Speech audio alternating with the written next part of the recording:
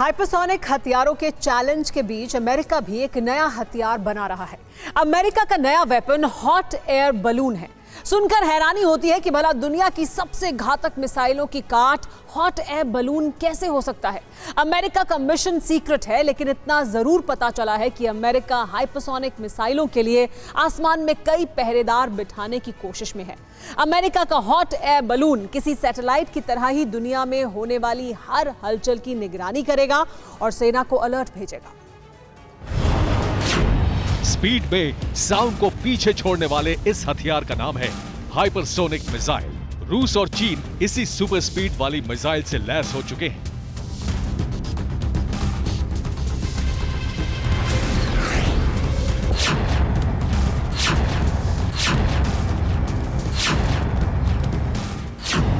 रूस ने कुछ दिन पहले ही दुनिया को इस मिसाइल के प्रहार का ट्रेलर दिखाया है।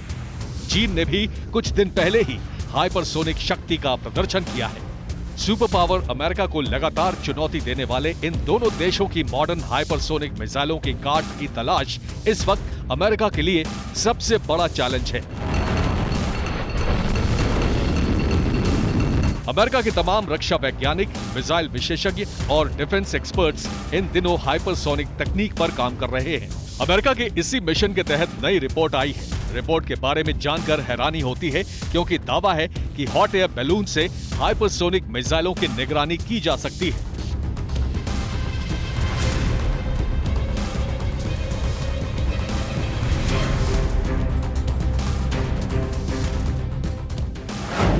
हॉट एयर बैलून अधिक ऊंचाई तक नहीं जाते।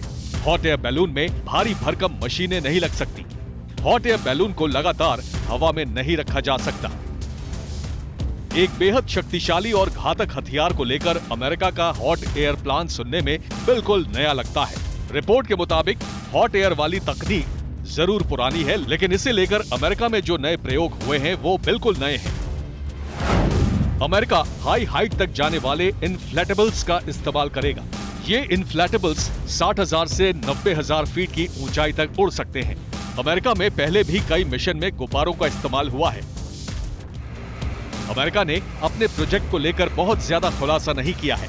जाहिर है, अमेरिका या कोई भी देश हाइपरसोनिक हथियारों को लेकर जो भी टेस्टिंग कर रहा है उसे बेहद सीक्रेट रखा जाता है। लेकिन रिपोर्ट में इतना दावा जरूर है कि अमेरिकी प्रोजेक्ट का मकसद चीन और रूस के हाइपरसोनिक हथियारों की पहचान करने और उसे रोकने को लेकर है। इस प्रोजेक्ट को लेकर अमेरिकी रक्षा विभाग को भारी भरकम बजट मिला है। पेंटागन ने गुब्बारा परियोजनाओं पर लगभग $3.8 मिलियन खर्च किए हैं। 2023 में $27.1 मिलियन खर्च करने की योजना है। अमेरिका के पास निगरानी गुब्बारों से काम लेने का पुराना अनुभव है। 2019 में पेंटागन ने साउथ डकोटा से 25 निगरानी गुब्बारे लॉन्च किए थे। मिशन नशीली दवाओं के तस्करों का पता लगाना था।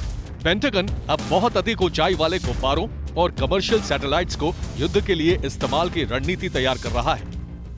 अमेरिका की तैयारी हाइपरसोनिक मिसाइलों के लॉन्च की इंफॉर्मेशन को तुरंत हासिल करने की है।